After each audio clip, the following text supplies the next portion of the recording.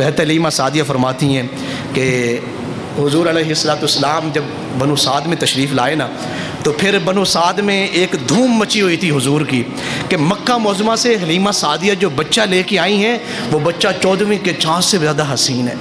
لوگ وہاں پہ سارے دیکھنے کے لیے آتے ہیں. ہمارے بنو سعد کے قریب قریب جو دیہات تھے, کسی کوئی دیہات ایسا نہیں تھا جہاں روزانہ لوگ حضور کو دیکھنے کے لیے نہ آتے ہوں کہ یہ بچہ کتنا حسین اور کتنا خوبصورت ہے.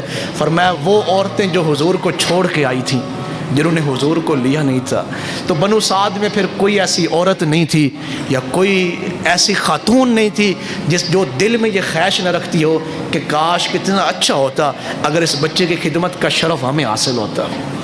کتنا خوبصورت بچپن ہے. حضرت شیمہ کیا کہتی ہیں جب تک حضور نہیں تھے آئے نا تو ہم کمزور تھے مالی لحاظ سے. وہاں بنو سعد کی جو بچیاں تھیں, کوئی بچی میری سہیلی بننے کے لیے تیار نہیں ہوتی تھی, میری غربت کی وجہ سے, ہمارے معاشی حالات کی وجہ سے. تو جب میں نے کھیلنے کے لیے جانا تو ان بچیوں نے مجھے دور کر دینا, کسی بچی نے میرے ساتھ کھیلنے کے لیے تیار نہ ہونا. لیکن جیسے ہی حضور آ گئے نا, حضور میرے بھائی بن گئے, تو ساری بچیاں میرے پیچھے پیچھے ہوتی ہیں. اور انہوں نے اپنے بھائی بھی اٹھائے ہوتے, تو میں ان سے کہتی تم اپنے بھائیوں سے کیوں نہیں کھیلتے, اپنے بھائیوں سے کھیلو.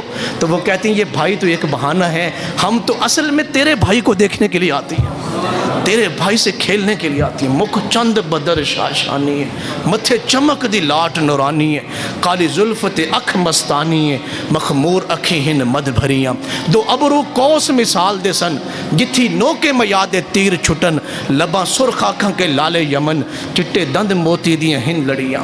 اے صورت شالہ پیش نظر روے وقت نزات روز حشر, وچ قبر تے پل تھی جد ہوسی گزر, سب کھوٹیاں تھیسن تد کھریاں.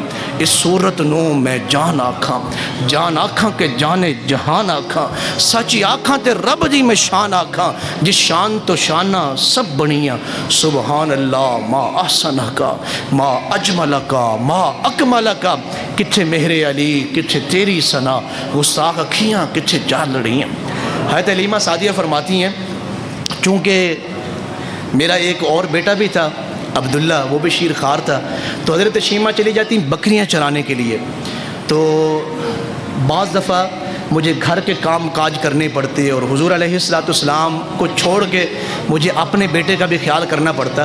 تو جب میں نے کئی مرتبہ دیکھا, جب میں گھر کے اور کاموں میں لگی ہوتی تو میں کئی مرتبہ دیکھتی تھی کہ حضور پنگوڑے میں تشریف فرمائے اور حضور کا پنگوڑا خود بخود چل رہا ہے, حضور کا پنگوڑا خود بخود چل رہا ہے. حضرت شیمہ فرماتی ہیں جب میں اپنے مکی بھائی کو لے کے جاتی ہے نا بکریاں چرانے کے لیے, تو میں نے کئی مرتبہ دیکھا کہ حضور میرے ساتھ ہوتے تھے, تو میں بکریوں کو جس کنویں پہ پانی پلانے کے لیے جاتی تو کنویں کا پانی خود بخود اوپر آ جاتا. اور جن ٹہنیوں کے پاس سے میری بکریاں گزرتی جب حضور میرے ساتھ ہوتے تھے, وہ درختوں کی ٹہنیاں میری بکریوں کے سامنے جھک جاتی تھی تاکہ یہ حضور کی بکریاں تو پھر یہ بکریاں جی بھر کے کھائیں, پیٹ بھر کے کھائیں. یہ حضور کی عظمت ہے, یہ میرے آقا مولا کریم صلی اللہ علیہ وسلم کا بچپن ہے, اتنا شیان شان. حضرت حلیمہ سعدیہ جب حضور کو واپس کرنے کے لیے آئیں نا, 2 سال کے بعد ایک معاہدہ ہوتا تھا کہ بچے جو ہیں وہ 2 سال تک دودھ پیتے ہیں اور 2 سالوں کے بعد دائیاں بچوں کو ان کے والدین کو واپس لوٹاتی.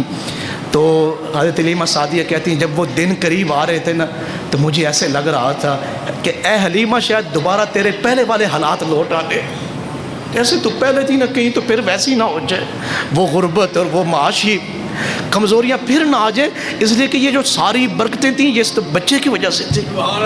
یہ ساری جو تیری عزتیں تھیں, یہ تیرے گھر کے اندر رحمتوں کا نزول تھا, یہ حضور کی وجہ سے تھا. تو کہتی ہیں جب میں بنو سعد سے حضور کو دوبارہ مکہ معظمہ چھوڑنے کے لیے گئی نا 2 سال کے بعد, تو کہتی ہیں وہ مجھے پتہ ہے کہ وہ کتنا مشکل سفر میں نے کیا ہے, لیکن چونکہ میرے دل میں محبت تھی, جس نے بھی حضور سے محبت کی ہے نا دل میں, ان کا دل حضور کی محبت سے بھرا ہے. پھر ایسا کبھی نہیں ہوا کہ وہ خالی رہا ہو. در پہ غیروں کے زحمت نہ فرمائیے, بھیک لینے مدینے چلے جائیے, ارے کوئی دیتا ہے تو سامنے لائیے, کون دیتا ہے دینے کو منہ چاہیے, دینے والا ہے سچا ہمارا نبی. تو میرے قدم بوجھل ہو رہے تھے تو میں چل نہیں سکتی تھی, بڑی مشکل سے گئی. تو میں کہتی تھی کاش کبھی ایسا ہونا حضور کو پھر میں لے آؤں. جب میں وہاں پہنچی تو مجھے جا کے پتہ چلا کہ مکہ معظمہ میں بچوں کی بیماری کی ایک وبا پھیلی ہوئی ہے. تو میں نے فوراً حضرت آمینہ سے کہا ابھی بچے چونکہ بیمار ہو رہے ہیں، اگر آپ کی اجازت ہو تو میں حضور کو پھر نہ لے جاؤں؟ تو فوراً حضرت آمینہ مان گئے، کہا آپ لے جائیں۔ کہا میں پھر حضور کو لے کے آئی، تو جب میں واپس حضور کو لے کے آ رہی تھی تو پھر میں بتا نہیں سکتی کہ میں کس قدر خوش تھی، میری خوشی کا کیا عالم تھا۔ ہمارے آقا و مولا صلی اللہ علیہ وسلم اس شان کے ساتھ تشریف لائے۔ تو یہ میلاد النبی صلی اللہ علیہ وسلم پہ یہ جتنا اہتمام تھا، یہ حضور کی تشریف آوری کی ساری عظمتیں ہیں، حضور کی تشریف آوری کی برکت ہے۔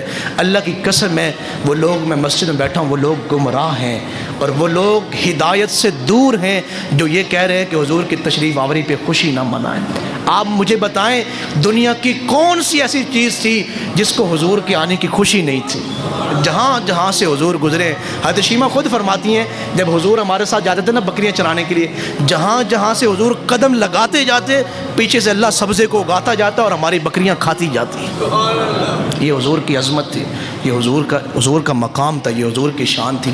اس لیے آئیں، یہ میں ذکر اس لیے کر رہا ہوں، اللہ کی قسم ہے، ہم نے، اللہ کا کرم ہے کہ اللہ نے ہمیں اس فیلڈ کے لیے چنا، ٹھیک ہے۔ اور پھر اس کے بعد ہم اس چیز پہ بہت زیادہ مشکور ہیں کہ اللہ تعالیٰ نے ہماری زبان کا جو کثیر وقت ہے، ہماری زبان سے جو نکلنے والے الفاظ ہیں وہ اللہ کے محبوب کی شان کے الفاظ ہیں۔ یہ کائنات کی سب سے بڑی دولت ہے، یہ کائنات کی سب سے بڑی عزت ہے، یہ کائنات کی سب سے بڑی عظمت ہے۔ اس لیے آپ میں سے کوئی شخص جو یہاں پہ حاضر ہے، کوئی بھی شخص ایسا نہ ہو جس کا گھر حضور کے ذکر سے خالی ہو۔ اگر آپ کا گھر حضور کے ذکر سے خالی رہ گیا تو سمجھیں پھر آپ کا گھر ہر نعمت سے خالی رہ گیا، اللہ کی رحمتوں سے خالی رہ گیا۔ اللہ تعالی ہمیں صحیح معنوں میں محافل کا اور صحیح معنوں میں جلوس کا انعقاد اور ان میں شرکت کرنے کی توفیق نصیب فرمائے، اور صحیح معنوں میں حضور علیہ الصلوۃ والسلام کی اللہ ہمیں غلامی نصیب فرمائے۔ وما علیہ الا البلاغ المبین۔